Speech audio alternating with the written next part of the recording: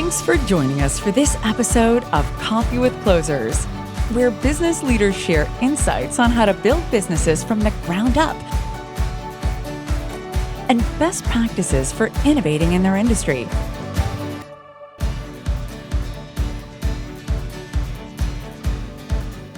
Hey, Christan, I'm super excited to have you join me for this episode of Coffee with Closers. Awesome. Well, I'm so stoked to be here, man. I'm looking forward to it. Most certainly. Well, every entrepreneur has an interesting story of how they overcame obstacles to become an entrepreneur. So I'm curious to learn a little bit about your entrepreneurial journey and your story. Wonderful. Well, I started an entrepreneur when I was like a teenager. So I kind of started my first business when I was younger. And then I kind of just moved along in different types of businesses along the way. But I think, there's so many different obstacles when you start a different business, but there's obstacles in life in general, right? So it's like, for me, I just love I get to own the obstacle, learn from them, grow from it. I think a lot of my obstacles for myself personally, and what I've had to kind of come to overcome is this idea. I'm a massive visionary. So I really see the future, and sometimes I could live in that future. And so I think for myself, as the obstacles have come from really having the big vision, having the solid intention for the goals and the dreams and the things that I have, but then not necessarily building the stability needed to continue to build that and get to those points. And so I've learned over the years of really looking at when starting a business or growing them, expanding them, it's like, how do we get to stability first and then build upon that? And so I've learned that, the hard way. I've learned that in the good ways from businesses that have done well because of that. And so I've been learning that journey along my entrepreneurial journey myself. What is one of the biggest lessons you learned? Obviously, you've kind of mentioned getting that stability and then building on it. What are some other big lessons you learned in the process of building your companies? Huge lessons is the people that you're in business with, right? Mm-hmm. Like, I think I've made some mistakes there. And I think it's about really working alongside of people that you are fully aligned with.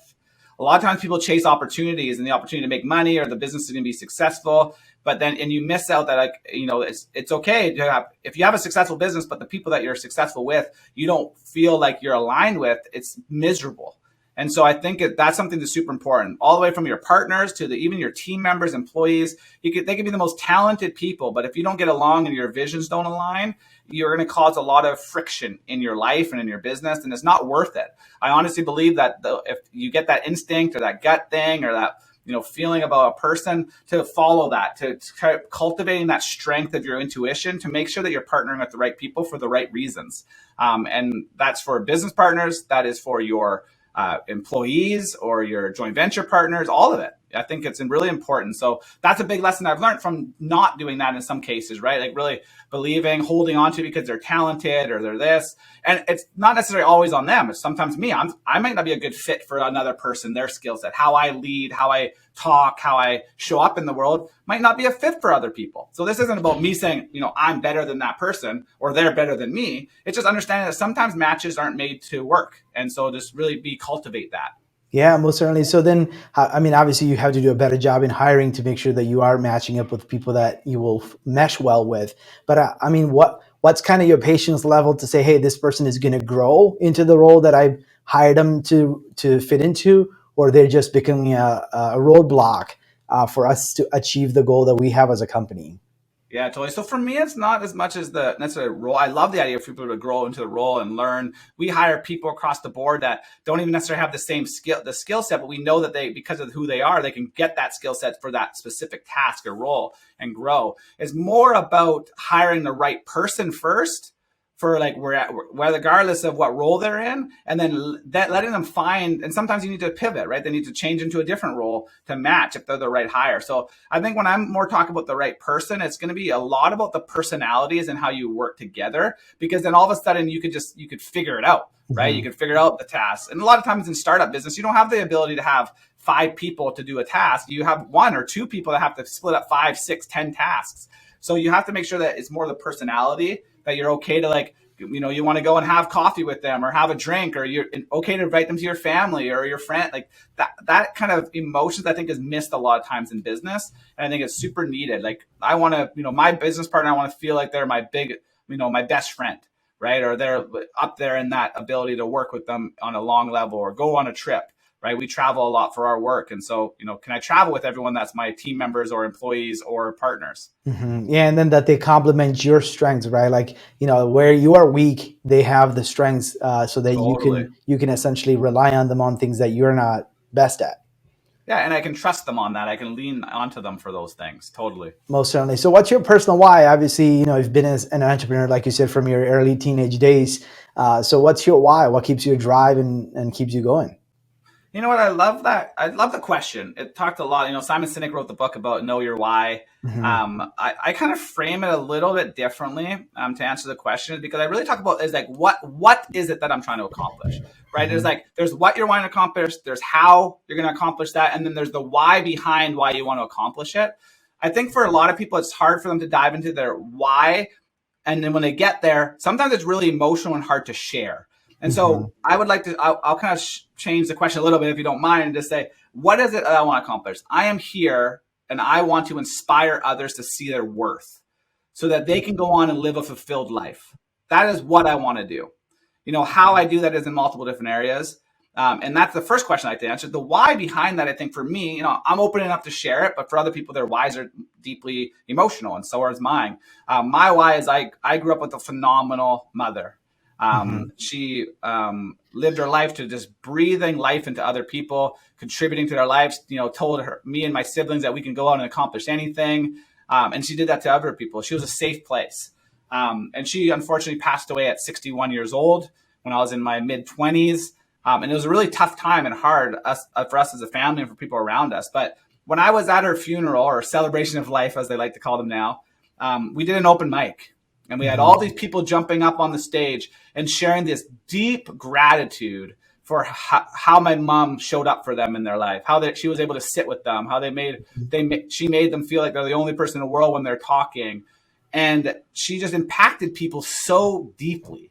Mm-hmm. And what kind of clicked to me that day and continued to is that I don't know if she totally understood her worth, but how valuable she was to other people around her. I don't think she was depressed or thought she didn't have value, right? I don't think that was to that extent. But I also know that I don't think she got how massive it really was. And so for me, I got a tattoo on my arm now. It says, "You mean more than you know." And it's in her writing, because it's about, I knew she meant more than she knew. I know most of us actually probably mean more than we know. And so that was a deep why of why I want to inspire people to see their worth. Because I looked at my mother and I saw that she didn't. And I'm like, I want more people to feel what she could have heard on that day on her celebration of life while she was living.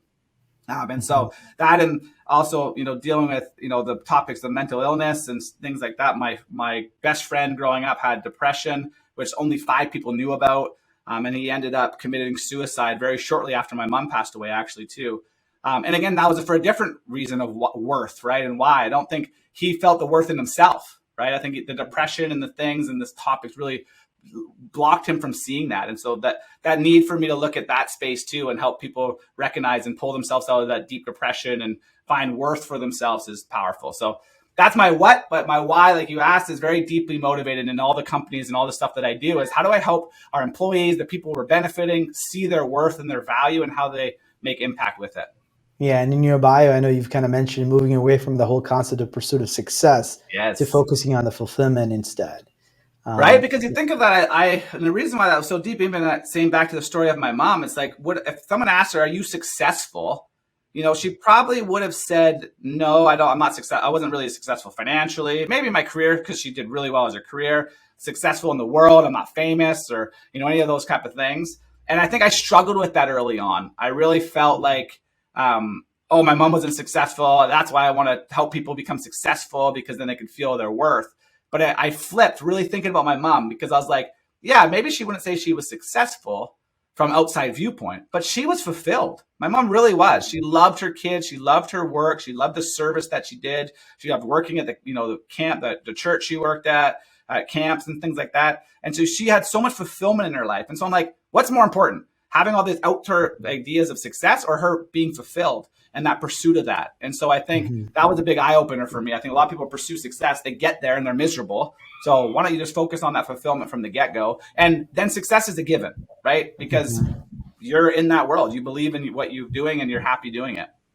Yeah, I mean, I think some of the points that you've mentioned is extremely critical because I think as individuals and business leaders and managers and whatever capacity we have in our organizations, really seeing the people that we lead and manage as people with worth, right, and Yes. treating them for that, right, and then also just really caring about their value that they bring to the table. Like you said, a lot of people live with so many emotional baggages and so many feelings of regrets and loss and all sorts of things, and they don't see value in themselves, and they feel like, well, I don't amount to much, why do I even waste any space in this world, right? And then taking their lives. And only the saddest thing, like you just said, most of the time when they're living, we don't take the time to tell them how much they mean Yes. to the world. Yes. Thank It's a you. very important point. Yeah. No, so true. How do you do that? How do you instill that belief that they have value in all the things that they do, right? The smile on the person on the train, the concept of like the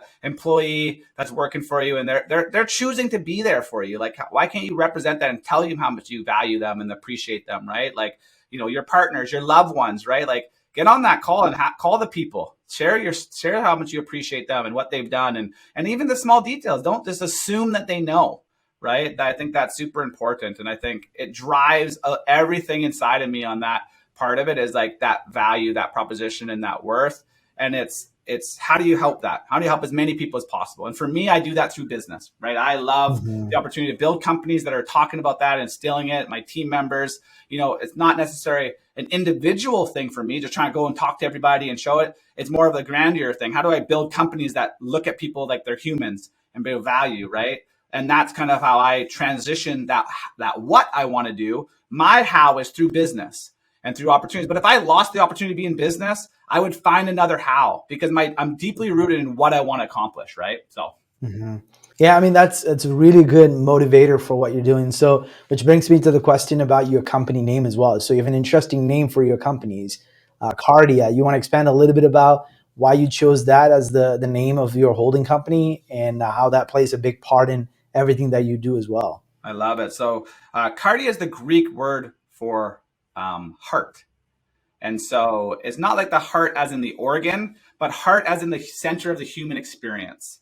So within all the organizations and companies underneath the banner that we have, well over a dozen companies. It comes with this principle that we're wanting to build a heart-centered company. And what does that mean? It's really looking at how do we treat our people? How do we treat the people on the outside? Our customers, our services, people we're working with, and how do we treat this planet? How do we heal this planet through the work that we're doing? And so I think there's a lot of growth in that. There's a lot of trial. There's a lot of working. There's a lot of mistakes that go along the way when you're building a company. But when it all comes down to it, I want it to ground to, are we trying to do our best? And are we trying to support the people around us? And are we trying to bring heart into the situation? And it's about doing good and making money at the same time. They're not mutually exclusive. They have to be together, obviously in the business world, because that's what we're talking about. And that's what I'm in. And that's what we named our company. But it's about how do we bring that heart-centered approach and have other people do the same. Yeah, and I don't think you need to be apologetic about the concept of making money, right? Because if you're not making money, you're not profitable, then you can't survive as a business. Then you're not going to do your mission that you set out to do, which is to create value and show people their worth and value in their own selves, right? So I think a lot of times as entrepreneurs, sometimes we feel like, oh, if I'm making money or profit, I'm supposed to feel bad about it. Yeah, and you know what? It's been a journey for me. I'm very much the people first, people focused. And so we were talking about our challenges earlier. And so we've gone through some challenges and ups and downs in business as everyone does. Right. And for me, I hang on a long time and maybe a little bit too much to trying to keep everybody there and working and happy, getting paid and all these type of things. And as much as I can, but I came to a hard realization recently, actually, where we had to do some restructuring of our businesses. We had to lay some people off. We had to cut some businesses out and let go of some people. And it was like most of it was heard and taken well. They're like, we get what you're doing. We get the heart-centered side of it. And we understand. But there was some few stuff where it was just like, we're challenging this heart-centered thing. You say you're heart-centered, but yet you're letting go people, or you're restructuring, or these type of things. And there was a challenge in me a little bit because it was really hard because I love people, and I've given so many people chances, right? And even in some of these incidents that have happened, people that were, let go or situations, and we're like, we tried to help bring that heart-centered approach, but to be challenged at that level, I had to really look deep and say, to the whole fulfillment metric and building a heart-centered business, if I'm personally feeling stressed and burnt down, the business starts losing money and not becoming profitable. Well, guess what? That's not heart-centered either. That's being foolish. And so I think a lot of it is like, you sometimes still need to make hard decisions. Being heart-centered or being fulfilled is not about rainbows and butterflies and everything's happy. It's about being the best version of yourself. It's about taking those lumps, focusing, and admitting mistakes when you've made them and growing. We are humans. Like, this is part of the human experience. But to the core of it, when it's all said and done, what is it that I want to have be said about our company or about myself? Is that at the end of the day, boil down the mistakes and all, the hard decisions that need to happen, all those things. I believe his intention was to do good, right? Mm-hmm. And so I think, or the company's intention was to do good. And sometimes there's ups and downs and it doesn't look like that. But that's just the reality of life. And that's hit me really hard in the last year. I've learned a lot about that and accepting it. Because again, I mentioned at the beginning, I'm a visionary. So I love the future. I see the future and the future is bright. But sometimes I've been challenged to say, you know what, when it sucks though, and bad things happen, and you have to let go people, or a business fails, or something that you just didn't see happen, like, don't just like shoot it over the rug. And also don't just rationalize it. Don't just say, well, this was a silver lining, I learned from it. That's not good either. Admit that it sucked, right? Admit that you didn't enjoy that. Like, feel that emotion because that's part of life, and accept that it's like, you know what, that happened. I don't like it. And I don't need to look for the silver lining in it right away. I can sit in this discomfort for a little bit. And I think this is hard for people to hear. Sometimes it's hard. It was hard for me to really accept, but going through it, I feel like I'm a stronger leader because of it. My business is stronger because of it. I think the respect that we will gain in the industry is better because of it. And I think the bright side does come, but it's going to come from a different area. And it doesn't necessarily have to be because of the crappy part either. But I think that's something as me as a visionary, and a lot of people that are listening probably relate to that. We're always trying to rationalize. Well, if you never lose, because if you don't win, you just learned, right? So you win or learn, and I get it. But it's like, but go a little deeper into the emotions of things, and let's become humans that have that deep emotional intelligence to what happened and feel the pain sometimes, because gosh, the wins feel so much greater at the end of that when it does happen, right? So. Yeah, I think it also comes down to like treating people with dignity and not being very ruthless, right? Because if you explain to them the reasoning behind why you're doing what you're doing and how that's actually going to impact the business in the long term, and then also doing it with care and love and giving them the dignity that they deserve in the process of whatever you have to do with that. Yeah, I love it. My fiance here, incredible woman, her name's Lindsay. We get married in July, which I'm super excited about. Congratulations. Thank you. She said great words to me. She said, be kindly direct, right? And I think that I love that because she just has that wisdom when it comes to the communications and having conversations, but kindly direct, right? It's not about being ruthless or about being like hardcore or being that business thing. You just got to do things. You could be direct and be real and not passive, but just do it in a kind way. And it doesn't mean that everyone's going to say it's kind or feel it when it's happening to them. At the end of the day, they have to look back and be like, this was a kindly, direct conversation. Yes, the facts were laid out. Yes, this situation happened. But at the end of the day, you approach it in a kind way. I think that's what we can strive to do, right?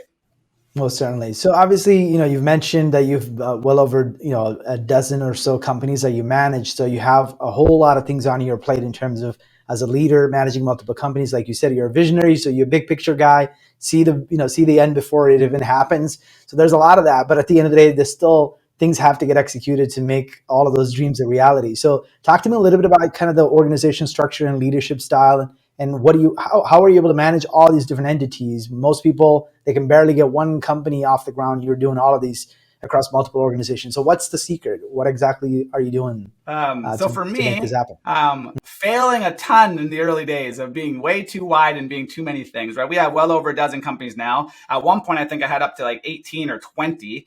And I think that there's an ebbs and flow learning for me. And so I'll go into a little bit of detail. Some of you will understand of it. Some of you, it's just not your mindset. So it's not that you won't understand. It's just doesn't relate. For me, when I was really young, I was always, you're always told, and I think you're always told to just do one thing, focus on one thing, master that, and then you can move on. I rejected that always. And the reason why I was is because I would always get bored, right? I couldn't focus on one thing. I was always doing something. I'm diagnosed with adult ADHD. I had ADD as a child, ADHD as a child. And so I've constantly, my brain's always functioning in multiple aspects, right? I don't have a thin straight line. And so it's hard for me. So I rebelled against that by doing many things, all sorts of businesses, types, and all that kind of stuff along the ways. And what I found is things just weren't working. They weren't functioning as well. And so you would think, oh, those people were right. The whole concept's proven you wrong, that you can do multiple things. But I disagree, because that's about iteration. It's about learning and growing from it. What I realized is I was involved in way too many things in different directions and different focuses. And so we tried to narrow things down even further for the next phase of stuff that I got involved with. But it was still too much heavy on me leading things and me leaning on my team to think the way that I think. And what I mean by that is we owned, say 16, 17 companies. My core team was responsible helping managing those companies. And what I found over that next phase of period of time, it worked a lot better because I built a team. They were kind of all in the same types of businesses, as it wasn't as sporadic as it was previously, but it still didn't function properly. And so you're going to think, okay, well, now you're really proven wrong. You can't do multiple things at times. But this is the final thing that came through, which now is working beautifully. It's me as a leader identifying and understanding. I think that way. I need to be involved in a whole bunch of different things because it keeps me motivated, keeps me excited. My vision's way too big to really just do one business or one thing. But the people you bring on and hire and develop, not all of them are going to think that way. So do a better job. There's the universe telling me, there's God telling me, do a better job, Christan, at identifying the people that need to think the way that they think, which is a lot of people, they need to do one thing. That's the way that they function. That's the way they work. It's how they thrive in it. I don't need to understand that because it's not me, but that's about that intelligence of the leader to say, oh, so this group. So we redefined how we built our businesses. And we really have a group of people that are focused in one business or a set of businesses that are like really in alignment. And that's what they do day in, day out, right? So they don't have to think about all the other businesses because they're doing that. I have another handful of people that are very more similar to me and think like me, and they need to be involved and see a whole bunch of stuff. I have a handful of them in my team. And so for us, we run and operate the different companies and oversight. So now how we do from a leadership standpoint is we have all those 10 companies have at least one person that is dedicated to that business, and they have their team that runs that organization. For me, as the visionary, and my partner, Carolyn Gallardo, she's one of my business partners on majority of what we do, and then our core, strategic council, we focus on the big vision. And all of these companies, they need to fit into the line of leading to that big vision. But they don't need to be all ran by the same group of people. And I think that was the big learning. So for me, I still actually now do multiple things. I'm in multiple meetings every day for multiple different companies. But when I'm talking with people, they're not. They're in their realm unless they have the same kind of mindset as me. And then I have that team of people too that are more of the strategic council across the board. So we have one focus as a company. We want to heal this planet, right? That is our goal. So we're really heavy in eco developments and eco projects. And we relate that as a big vision that my business partner, Carolyn, has for healing the planet. And we have a big vision for me, which is healing people, right? That whole sharing their value.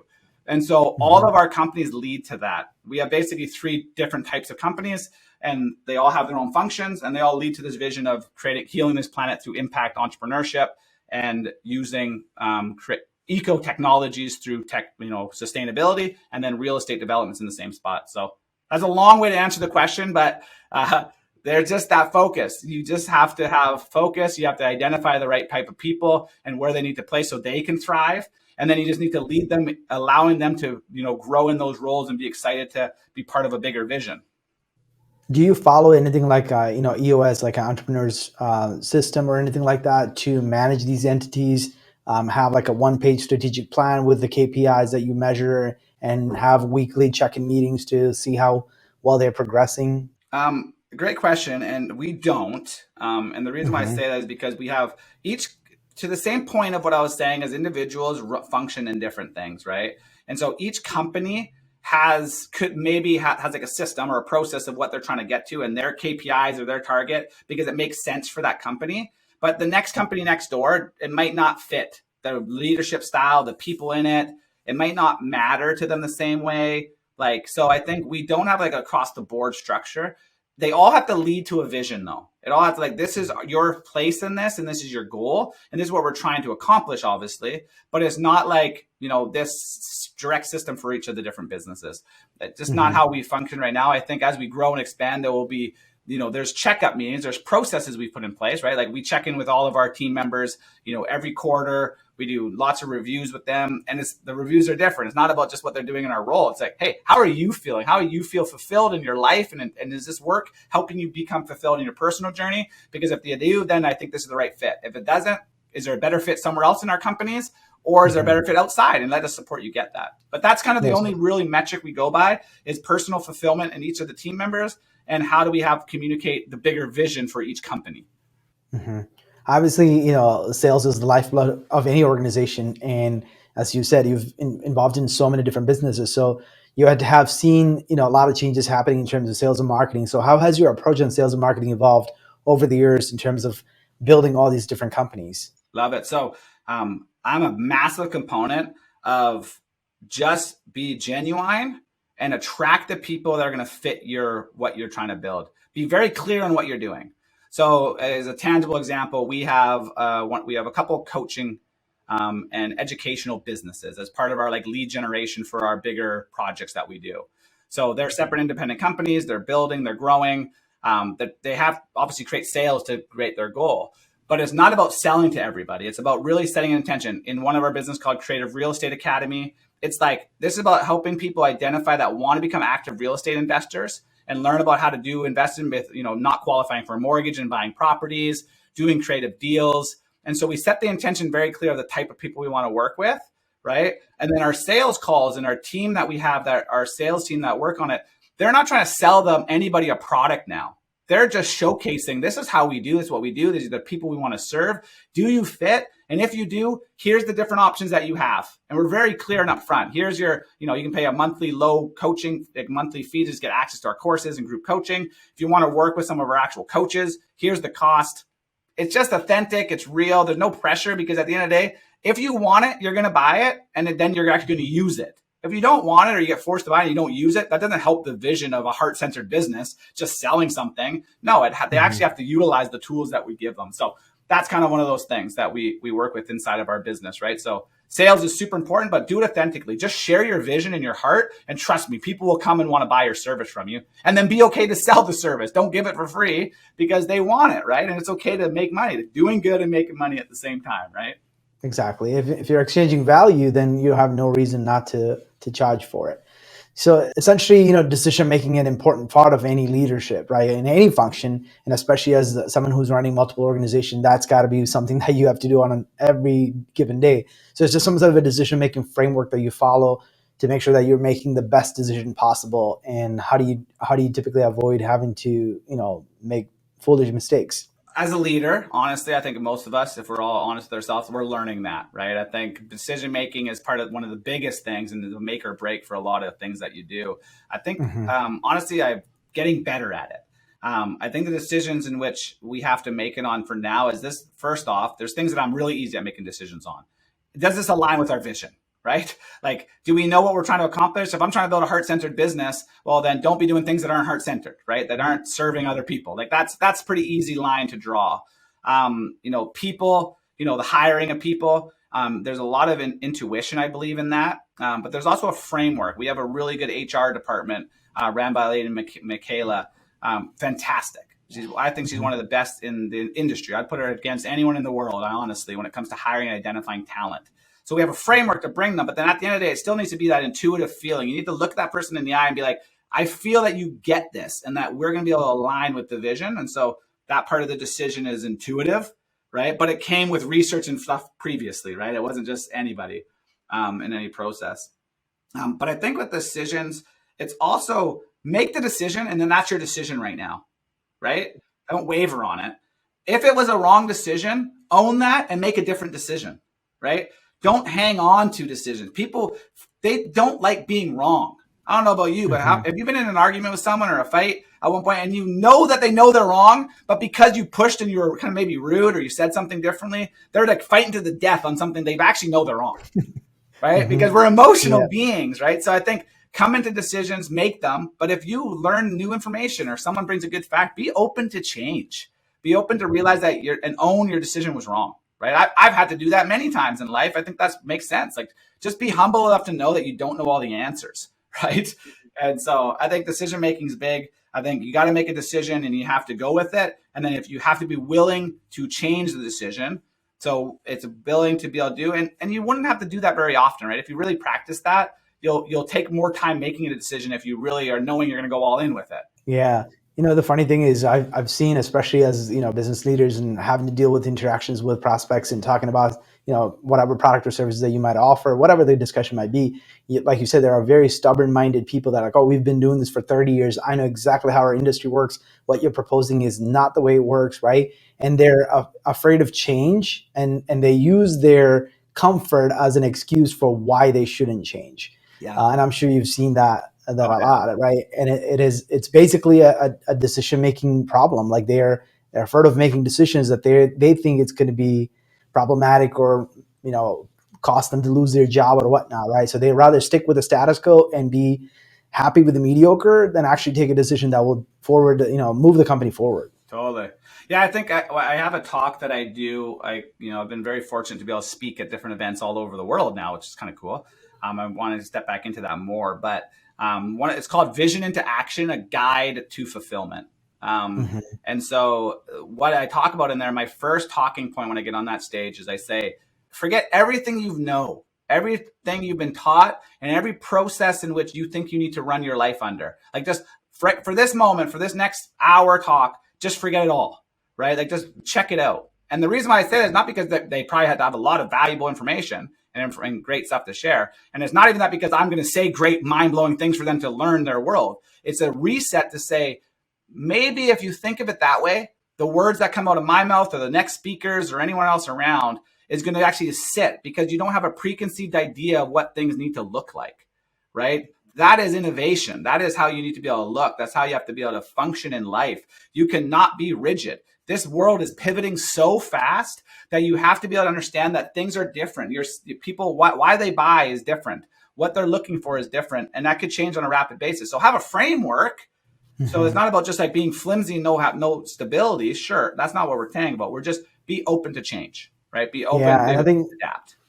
Yeah, I think Elon Musk says something very similar about that, because he encourages people to take risks in the organization. He said if they're not challenged to take risks and you don't reward the people that do take risks, but if all you do is punish them, then everybody will become like, oh, I don't want to take any risks because I'm going to get punished. But if you reward the people that took the risk and they get extremely rewarded for the success from it, that he said it will encourage innovation in the company. And that's why if you look at what Tesla is able to do in such short time, like I'm just dumbfounded in their ability to innovate. Like I think for one example is when every automaker made excuse why they couldn't meet their production schedule because they didn't have the chips, Tesla somehow found a supplier and they reprogrammed the chips to be able to use that chip to stay with their production schedule. Yeah, like that is a big risky proposition, but they did it. Right. Yeah. So I was very fortunate to meet a guy named Astro. Sorry. And Astro is the CEO of Google X, which is the moonshot company for Google. And they're about innovation. And so he was speaking at an event on Necker Island, Richard Branson's island, that I was invited to, called Disrupting for Good. It was really awesome back in November. And he was talking, we had a chance to chat, and he was sharing with the group, there was about 30 of us there, about their planning on how they run their company. And they celebrate the losses majorly because they're all about innovation. So if you fail at something, they celebrate that. They go out, they have their drinks, or they celebrate at the office, and then they say, okay, get back at it. What's the next thing you're going to do? Right? They legitimately are so excited for a failure because they realize that they're about innovating. They're trying to make something better, and they don't punish them at all. And so it's super important to be able to think of that way. And I think these people in the tech space or this innovation are thinking about that. But how do you boil that down to your own personal life? How do you boil it down to your relationships you have with your kids or your employees or your partners? How do you boil this idea that it's like, I don't have to be right, there's failures. You have to be able to know that you have a deep relationship with them.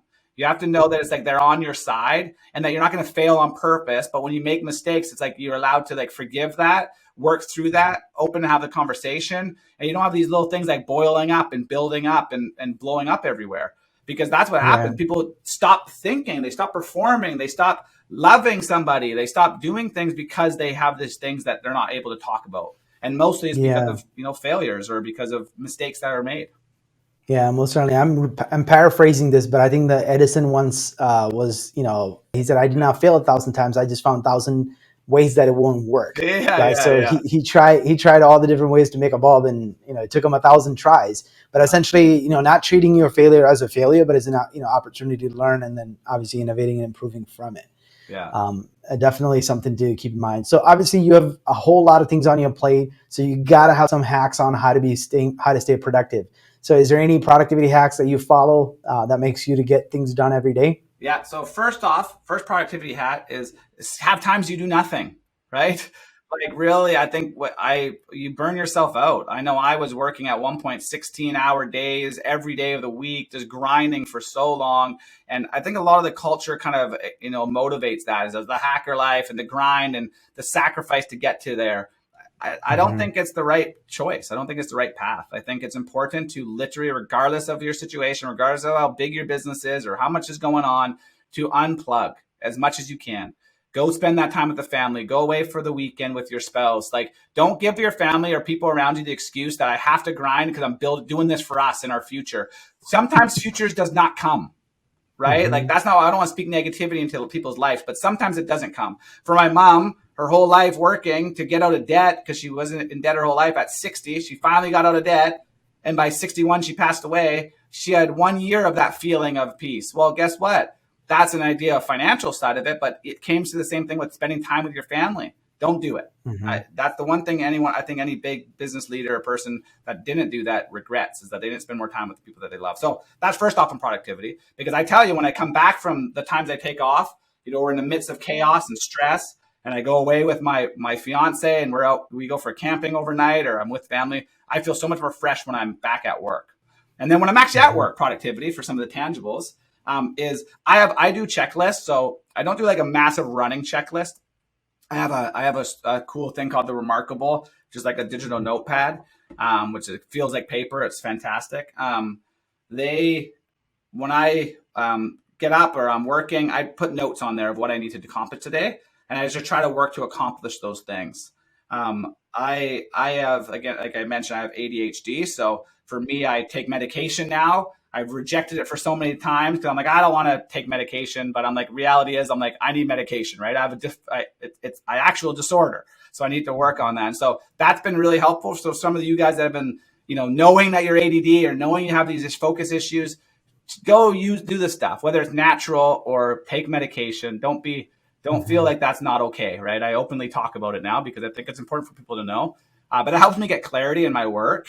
And so for me, I just know I write lists. I have an executive assistant as well, which is, I feel very fortunate. Her name's Jennifer. She's literally incredible. Everyone in my world loves her because she helps me get organized too. So she's always producing lists for me, tasks, tracking what I do. So that's a productivity thing too. I think that's almost should be anyone that's serious about entrepreneurship and building something, that should be one of their first hires, is actually an executive assistant. And it's different than a virtual assistant or administrative assistant. An executive assistant is like your assistant. They know you.